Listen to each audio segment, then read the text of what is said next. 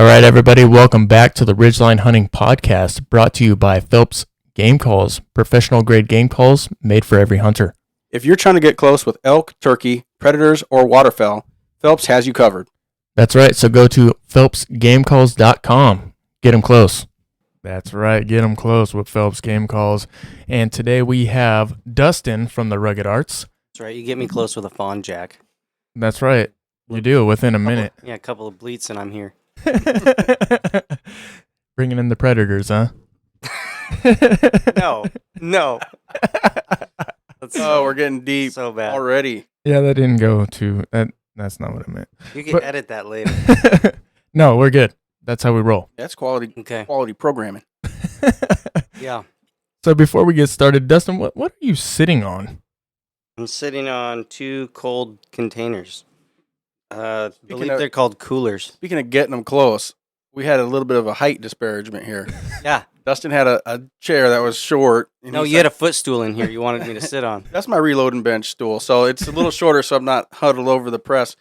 He's like, I feel like I'm on a different level than you guys in a bad way. So he put together this little bench he's sitting on, but it's actually two ice chests stacked up, but they're high quality ice chests, you know? They are. They're super high quality.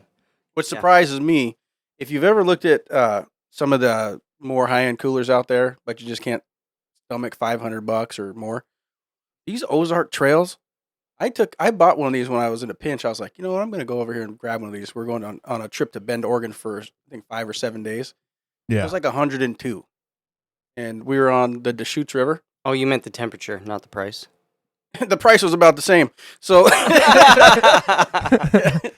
think it was like 122. But the temperature was about 102 the whole time we were there, and I had 3 bags of ice the whole time. I think on the 5th day, I was like, I better put another bag in here. But that's not bad for being outside 102 for 5 days. Yeah. Oh, that's good. He called me. He's like, you got to pick up one of these, man. That's why like you're sitting they're on freaking 2, good. not 1, but 2 Ozark Trails. I had to get doubled up, man.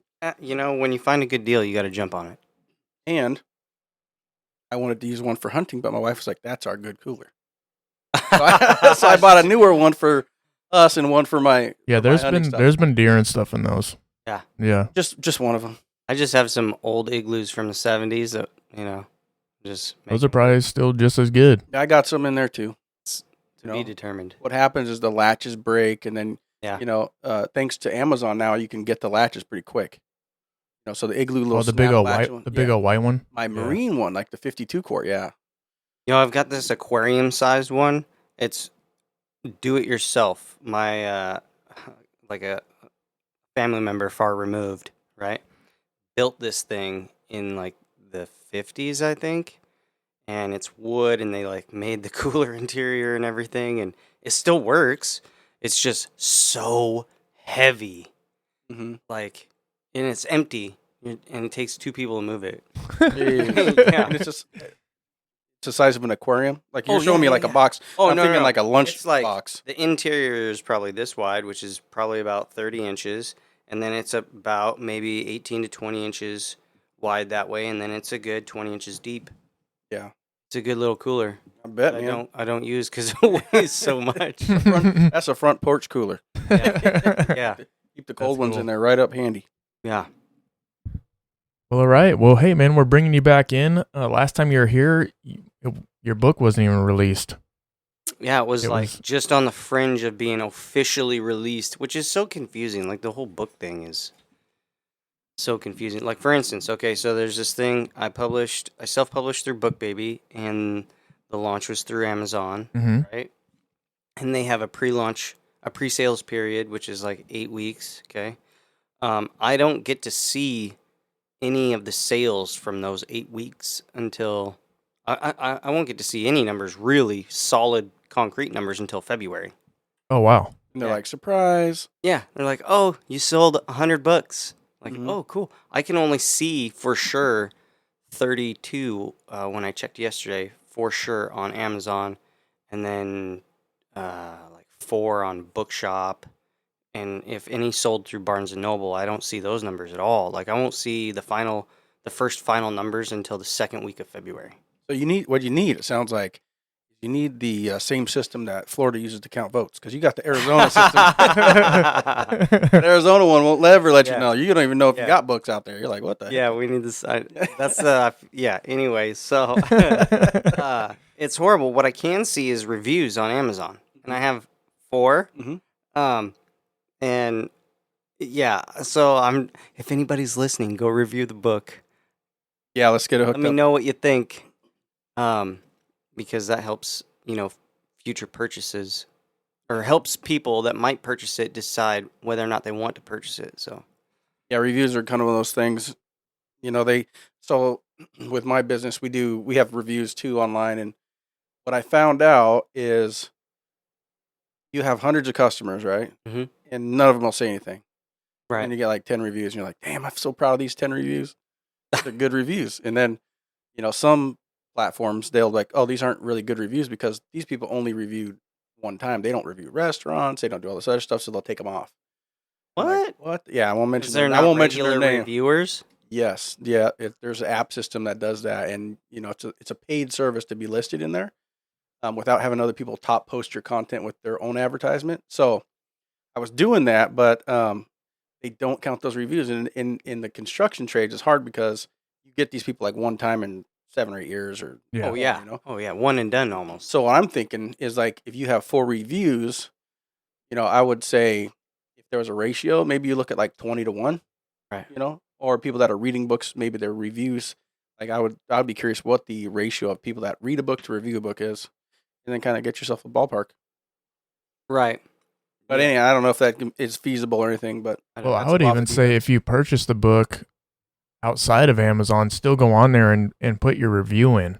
Yeah, that's the other thing. Like I was telling people, initially that you couldn't leave a review unless you bought the book through Amazon. But nope. I found out that's not the case. That is definitely not true. You can leave a review. I found it out recently. Mm-hmm. So you don't have to have bought anything from Amazon in order to review it online. Nice. So we did have. I don't want to jump off subject, but we were talking about something earlier where we had a podcast we were talking about for the last couple weeks. Yeah. Set up. Yeah. Dustin was actually waiting for it. People were waiting in the wings. Yeah.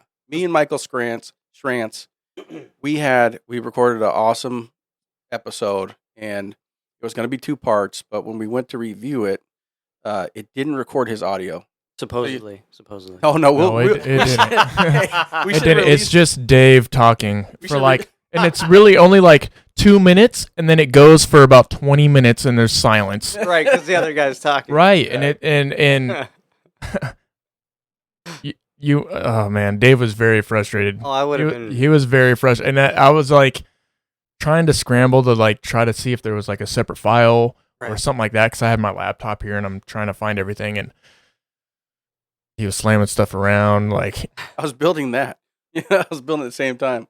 But it was very forcefully. It looks amazing for being frustrated. Yeah, it was very forcefully. I had already left, so he was kind of already like, yeah. I'm like, dude, it's not here. And he's like, what? No way. I was like, look a little bit differently, man. I know what that's like. I've spent hours like editing a video just to go and export it, and it didn't export properly and lost all the work. This is not my first time actually doing something like that. So it's frustrating, but this gentleman's in the military, so he's gone in the next few weeks. So we're gonna have him back on, do the podcast. Hopefully, I'll be able to sit on in this one because we need somebody to run the board. Yeah, I guess. Technical committee. Dave is fully capable of doing it. I don't know what the hell happened. I was looking at it just like this, and the levels are probably there and everything, but who knows? It is what it is. But we'll get him back on. It could have been simply that like a jack was only like half in, or like just barely, so it didn't catch the mic. Could have, and it was just going through his microphone, so he was seeing the level, but it wasn't actually like picking it up. But it is what it is. I mean, things happen, but we're definitely going to have this gentleman back on, tell his story. It's extremely good. Dave's actually heard it twice because he actually talked to him on the phone, and then he was like, "We got to do a podcast. This is excellent." And it just didn't happen. Yeah. I mean, you're in podcasting as well. Things happen. Right. I've lost an SD card. We have an episode floating around somewhere. I don't even know where it's at. Your phone call doesn't go as well as you thought it would because of receptions. Is all. Like, Yeah. I mean, there's just certain things that happen. I mean, if you're podcasting with someone that's not even in your state, and the reception isn't very well, you're trying to do the best you can to put out the best product that you can, and when it actually starts getting into editing, you're like, this sounds like garbage. Well, to be fair, you're not quite the JRE level podcast yet. So, Yeah, geez, no. When you get there, then you'll have the person that can like Google the information you guys bring up while you're talking about it, so you don't have to. Yeah, whole different story there. Yeah, I mean, slowly but surely we'll never get to that right area. But I mean, we do want to grow this podcast, and we just have a lot of fun with it. It's fun to get our stories out there. This year, a lack of stories from me, just because I've just walked around with a bow in my hand. So, but that's the scenery was great. Yeah, there's still a story there. It's not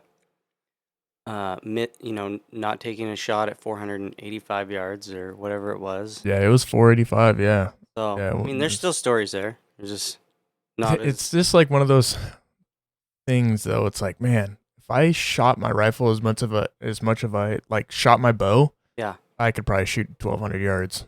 I mean, I wouldn't ever take a shot at an animal that shots, far, but yeah, dude, I shoot my bow a lot. But that's a different story. Right. It's cheaper too. Well, the arrows, yeah. So with the book, how is everything going? Like, what has been like your feedback, or no? I'm glad. What have you learned through this process? Yeah, definitely. Okay, so lots of questions there. We'll start with the what have you learned? I learned that I liked that I enjoy the writing process so much so that I know for sure I want to write another book. It's just kind of like I have a couple ideas and I don't know which one I want to narrow it down and pursue more. So there's choices there, and I know I'm going to write another one. I just don't know which one and how soon it'll be out. So, but it's that part of it was eliminated because I didn't even plan on writing one book, let alone, okay, now I know I'm going to do another one. As far as how the book is doing, so I do know that it has sold since its official release. It's sold at least 32 copies. I know it's at least double that on Amazon, and I've given out 20 copies to various people, including yourselves, to try and push the product out there and make people aware of it. Some of the comments I've gotten about it have been really awesome. I've only gotten really one comment that was not. It was very disingenuous, and that's on Amazon. It's that one that basically likens the book to a high school term paper, and I don't know if that guy knows, but I wrote a really good high school term paper. My senior project was spot on. But anyways, everybody's gonna have their negative feedback on something. Well, and it's opinion, just one of those things. Yeah, and people can have an opinion, and for me, that wasn't my opinion. Right. And like, so for instance, my aunt, she didn't even want to look at it because she doesn't do anything hunting related. Mm-hmm. It's kind of weird, but whatever. Okay, that's cool. But my cousin, she's reading it with her daughter, and she said after the first chapter, Genevieve was like super stoked about it and was like, man, it was so descriptive. I felt like I was there, Mom. And, which is really cool because they're not a hunting family per se. They fish, they do outdoorsy stuff. They Jeep and things like this, but they're not hunters. So for her to get stoked about like the story, which is what I wanted people to get excited about. I'm not trying to turn anyone into outdoor hunters or indoor hunters. Anyways, you know what I mean? I'm not trying to turn anyone into hunters. I was just trying to connect with people and spark conversation between people.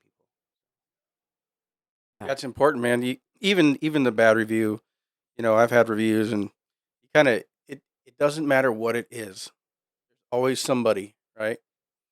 So I have a little invention I won't mention, but have a patent pending on it. Right. It's in the final review process. So almost every claim that we made has been granted by the USPTO at this point. There's one we're disputing that was not awarded. But that one should be awarded, and the attorneys are disputing it. So you get reviews. There's always one person in the back. I wouldn't buy that thing. I just do it like this. And you're like, Sure. great, we've done that. We've been doing that. Like, everybody knows how to do that, but this is a better way. Or you're communicating something to people and you want them to understand, what it was like for me. Like, here's my story. And people can't go, your story's garbage. It's like that's my story. But, yeah. Right. So this is really what happened. I mean, literally, we watched The Green Mile and Shawshank Redemption and, all these other movies and stuff. And like, anybody could have said something negative, even though the storylines were good. Yeah. Like, those were criminals. Like, okay, great. Right. There's still a story there.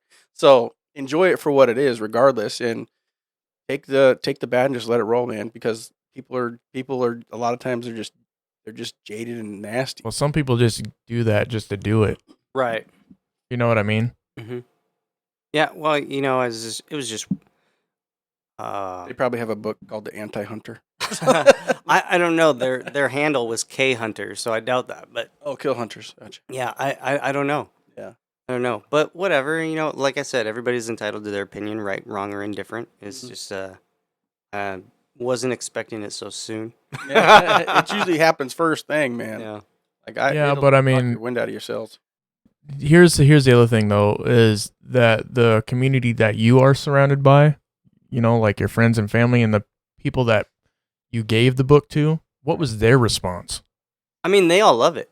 And that's the one that counts. There's a couple people out there that are that I haven't heard from yet, so like that I'm kind of like eager to find out, because I sent the book on to some people in the industry. Like I sent one to Aaron Snyder. He said, "Hey, thanks for the book. That was kind of cool." Whether or not he likes it, that was just kind of cool.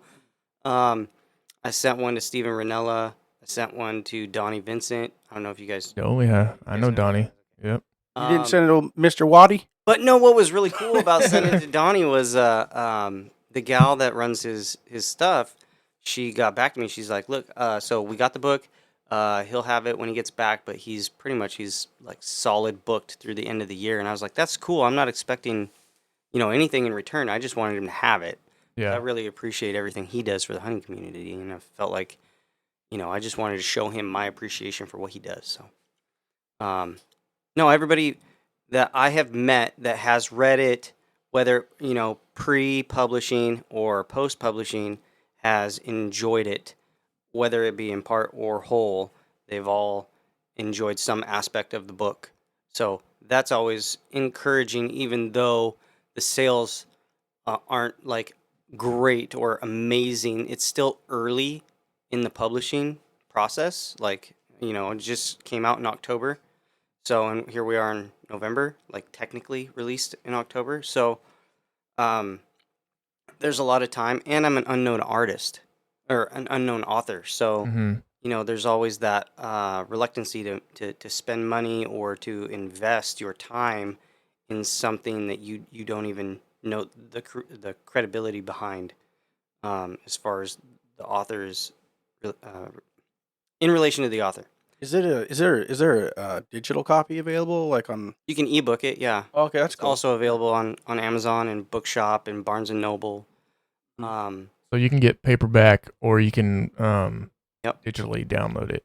Yeah, that's cool. Yeah, the digital downloads, that's pretty handy. Mm. You could do it anytime, but I want to do an audio version, but it's not cheap. Like, any way you get around it, even if you do it yourself, as far as I can figure out, there's still a cost to it. And in my mind, I don't know why I thought that that would be the cheapest. Yeah, the cheapest. But if you go through Audible, which is a part of Amazon now, or has been for a while, you can hire somebody to do it, and then you figure out the payment, whether it's an upfront fee or if it's like a percentage of the royalties or whatever. BookBaby finally just came out with the fact that they are doing Audible books as well, in helping people publish their Audibles. But it's not cheap, in my opinion. It's not like it might be affordable for some, but for me, it's not. What kind of numbers are we looking at here? So, have them do everything. So okay. So I should articulate that some of the stuff I don't have to do because my book I already have a manuscript made, right? I already have a title or a cover, an ISBN, which is the barcode. I already have like 90% of what I need. All I need is the book transcribed in Audible version, right? So for me, it would cost me $7.99 to do it. So if Morgan Freeman's listening to this, $799. Yeah, $800 just to transform it from a book into Audible. to audio file, Yeah, and then publish it on the site. right. Yeah. And then And what do the books go for? And now, so that's the cool thing, though. On Amazon. Audibles sell for quite a bit, actually, because you're taking more of your time to actually read the book, or you're hiring somebody to read it for you. So, I could expect to see like $24 an Audible. Like, so if you bought my Audible, it'd cost you $24 instead of $18.99 for the paperback. yeah, You could charge a little bit more, but you recoup that money. But if you don't have all that other stuff, like the cover page, the ISBN, and all that, then it's $1,000. I think it's $1,100. that's not too much different. But what I would do personally, from a non-author's perspective, is see what happens with the sales of the book, man, and then go from there. And when you get the money back from the sales, reinvest that money into an audio version because you're going to capture more market anyway. Right. Like a lot of people. And then a lot of it is word of mouth, man. Because it Marketing might, is huge. yeah, deal. it might start off slow, Right. but then once people start finding out about the book and this and that, I mean, boom, it might just skyrocket out of. If Steven Ranella gets on his podcast and says, "Hey, I just picked up this book that one time," He's gonna send you an invoice. Yeah, he will. He's like $13.99. You're like, oh shit! what the heck is this I for? $1,400. Said like 3 words. No, that would be good. cool. No, if it's good, Yeah. bad, or indifferent, or whatever. Yeah, just the name. He says that he picked that up and read it. Yeah, Hey, man, you never know. never know. You never know. Never know. Could be good, could be bad. Who knows? Yeah, whatever. But speaking of finding out about the book, so there is an event coming up. The Archer World Classic is the first weekend of December, so it's the 2nd, 3rd, and 4th of, so not this weekend, but the following weekend. Mm-hmm. They're having an indoor tournament, and I will have a booth at the tournament all weekend. So Friday, Saturday, Sunday, we'll be selling the book, and I'll be doing autographs. Archery World in Lacey? Yep. Okay. Lacey out there by Cabela's. Yeah, so if you're out in Washington, you want to go and check out the book, or even just go and have fun at the shoot, check out Archery World in Lacey, and Dustin will be there, and he'll be all set up, and go and check it out. Is that an indoor, like a multicolor or 3D, or what is it? No, Blue so face? it's a 3-spot, but it's a vertical, not Vegas. not the multicolor, which is the triangle. Yeah. So, it's still multiple colors. Like you There's have rings, a yellow, a red, and a blue. But it's not like when you say multicolor, it's a different style target. It's usually a shape of a diamond. Yeah. As far as the orientation of each target. Yeah. So, it's at 20 yards, and there'll be all kinds of shooters there. Turners will probably be there.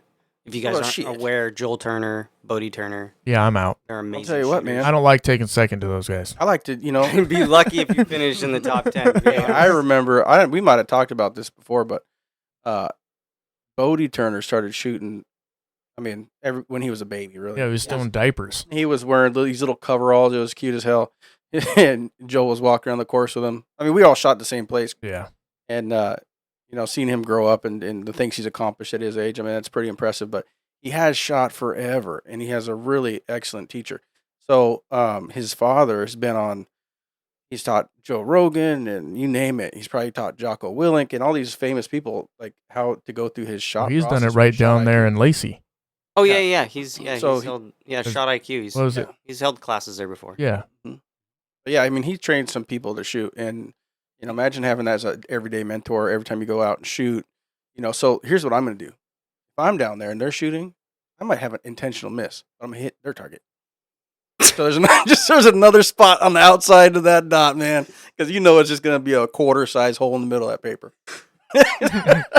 That's a joke. I'll watch you do it, but I'm not doing it. That's a joke. And I'll say it was him. He did it. I'll point over. Yeah. So Joel Turner, he teaches shot IQ. He also has a long gun version of that course now. Yeah. So that's kind of cool and exciting. That's new. He travels all over the world, which is really cool. Hopefully, we can actually get him on this podcast. Oh, I will bet you Joel. he'd be more than willing to sit down with you because he's very receptive to that stuff. Yeah. He's a cool dude. Yeah. I mean, we're not like best buds or nothing, but Yeah, he probably doesn't even remember my name, but I just remember taking a lot of seconds behind that guy. And then I was like, dude, why don't you shoot like trad or something? And he's like, all right, I'll shoot trad on your stakes. Yeah.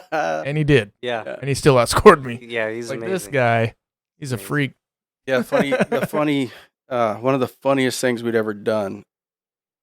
Originally, when Joel won the World Elk Calling Championship in like, it must have had to been like 2007 or back in the day a little bit. He had this video. Have you seen the video of his elk training? I don't know. Elk calling Maybe seminar. on YouTube. I think I have. So we like this is like pioneering calling, right? Like it was the Jacobsons forever. Rocky had won. Corey had won. Here comes Joel. Joel wins. This is back. I mean, before Phelps was even a call company, Right. and so, there's this back and forth. Joel wins, and then this guy from Graham comes in, and I don't even know where they went, Wyoming or something, and he won this thing in Colorado. And so we were in Rainier Archery, which is no longer in existence, but everybody would hang out there. It was a big Matthews shop. Back then, they didn't really have like cross-line selling. Like Matthews and Hoyt would not be in the same store. It was just different. So if you want a Matthews, go to Rainier Archery. You want a Hoyt, go to Great Northwest. If you want out the box, Bella's, Bass Pro, wherever. So custom bow shop. You go in there, and there he is calling. You're like, what's he doing? But he does this thing with his mouth where it's like wide open like this, or his lips. He's like, guess what, folks? Elk don't have lips. So he pretends like he doesn't have anything. And he's calling, and we were like, holy crap. Light bulb moment, right? we're like, huh. And then my buddy goes, how do I look? Ha! And we're like, we all started laughing. We're like, dude, close your lips. You just seen his teeth sitting there in this little call, and it sounded crazy, but it takes a little practice. But once you get it down, it makes a lot of sense, and it does change the tone. Oh, the pitch is way different. Sure I do that a lot. Yeah. Intentionally focus on that. So, Right. But what makes that even easier is the Phillips Easy. An the easy sucker? Yeah. Dude, I've those things seen freaking you work, using it, man. and that one They work. video keeps Well, I didn't posting. bring in any elk this year, but Did you bring in a couple hunters? all the hunters. Then you know it works. All of them. Yeah. Yep, it was actually frustrating. I started throwing stuff at people. Bark off trees. They probably thought you were a squatch. yeah, It right. was funny. But yeah, it was a good time. Speaking of hunting, how was your guys' early season? I think we've talked about this pretty much Yeah. 3 or 4 times. It was pretty It was- good. I mean, I'm not tired Dave- of talking about Dave it at got all. on elk. I'm not tired of talking about it at all. I'm ready to You go. did. He got on elk. Yeah. My buddy and I did not. Right. But we were like in the same vicinity of a herd. There you go. So you're in the neighborhood. You just Yeah. didn't happen to be on the same street. Yeah. Right. That's what you mean. hmm That's a I good was on analogy. Sesame Street with these other I'm like a freaking hunters. professional over here. Now that I think started about bringing it, in. we were on elk every time, like we would go somewhere. Right. And then we'd be like, call Dave. Hey, Dave, come on up here. There's elk up here. And he would show up and they would walk off. Like, I'm like, why has he got garlic around his neck? What's going on here? Loud with him. Something is pushing him off, man. Yeah. It's the what they call nowadays the vibes, the energy is. I don't know. Was it the newbie? You're putting Was up. it Mikey P? Might have been Might have been. something. No, something it wasn't it, because I saw so many animals in one day in like 2 minutes with that dude. Didn't shoot any of them. Oh, I shot at one. Oh, right. I missed. Okay. Hey, I did that too. Yeah, I shot in at the one. early season. We had a bear, 2 does, Yeah. bull elk, Right. and then 2 more does came in, all within like a couple minutes. It was intense. Miracle minute, Sounds like man. a party. It was intense. So I saw a guy get surrounded by elk. Like, no joke. We're walking a tree line, and these elk came in. Okay? I'm talking like 20 head. A couple 6x6s. Some big dudes. I was really excited. I wanted to stay next to him. but he got like tunnel vision, and he can't hear very well, like at all. Like if I whisper, he's not hearing it, and I can't yell because they'll just all take off, right? So he gets into it, and he's just like laser focused, and he puts himself unwittingly in the middle of all these elk to the point where like he can't move. Now he has to be a rock because if he moves, they'll take off. So he sees this cow at what he thought was 40 yards, right? And he draws back and he shoots. Now, mind you, I can't see this because I held back and they're coming in, and I knew if I followed right behind him, it'd spook him out. So I had to hold up. So I held up and I can't see him anymore. And they're peeling off this way to my left also, but deep in the trees. Like I can't get a range because all the bushes are in the way. Mm-hmm. So I don't know how far I'm taking a shot if I take a shot. I'm like, man. Now I'm conflicted. I don't know which way to go. Do I go right and follow him? Do I go left and follow these? Like, I don't know what's going on. I'm a little frustrated because you can't hear me. So I hear whap. And I'm like, oh, okay, cool. All right. So he must have got one, right? I'm thinking, yeah, he must have got one because then they all boogie out, right? I'm like, okay, cool. So he comes back. And I'm like, did you get one? He's like, no. Well, what do you mean no? They were like around you. How did you not get one? It's like, I shot it for 40 and went over its back. I'm like, really? Okay. So we're talking. Is it at like 15? dude. I said, okay, so we're talking about it later. I said, okay. Show me where the elk was about, approximately, like pointing at a tree or whatever. So he points at this tree. I'm like, dude, that was like 22 yards.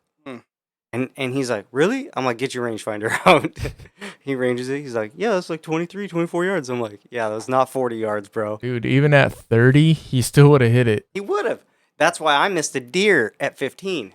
Because I had my range. I had my, I shoot a single pin, right? Yeah. And I've been talking about switching to a fixed, like multi-pin fixed, right? So I had my dope set.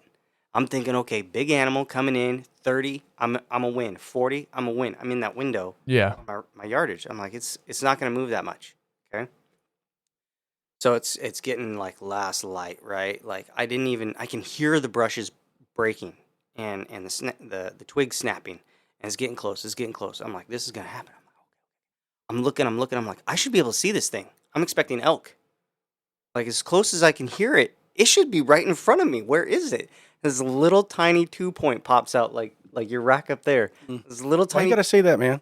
Huh? No, I'm not poking fun at it. You're pulling right out my trophy elk deer here. Jeez. I'm just saying. That's how big it was. I'm not making fun of it. I shot at it, remember? Oh, this is something. Oh, deer you missed. Got it. So I without even thinking about adjusting my sight or anything, I was like, okay, here we go. I'm getting a deer. It's the last day of early season. I'm like, okay, this is going to happen. Cool. I didn't get an elk, whatever, but I'm about to slay a deer. Okay. And that's the mistake I made, people. I did not pay attention to my process. Joel Turner would probably smack me in the back of the head right now. I went on autopilot, and you shouldn't do that. Forgot your ABTs. Yeah, exactly. So I drew down. I put my pin right on the money spot. Pulled the trigger, and it went right over his back. I knew as soon as that arrow left, and it went right over, and he ducked a little, but he didn't duck the arrow. It was so close. It was just, I overshot and hit a tree, and I was like, oh. He turned left, like did a U-turn, went back like 5 yards, hung behind a bush that I know was 20 yards, okay? But he's full frontal at me behind this bush. And it's getting dark to the point where, like, you're doing this to see if, like, you're seeing what I'm seeing, like I'm blinking my eyes, like, okay, can I trust what I'm seeing right now? And I'm looking at my pins, and I can see my pins, or pin, I should say, but I can't read my tape. So I'm like, I can't see where 22 is on my tape, or 20 or whatever. Because it's all just blurring together. It's all just kind of blurring in the now what could be considered darkness, right? So I'm like, I could still see that pin, though, the fiber optic. I'm like, could I do it? So I draw back, pin's gone. I'm like, no, I can't take this shot. Like, I can't see him good enough. He's behind a bush. I don't know exactly how far away he is. I can't even see my pin. So, lucky little 2-point gets to live to see another year.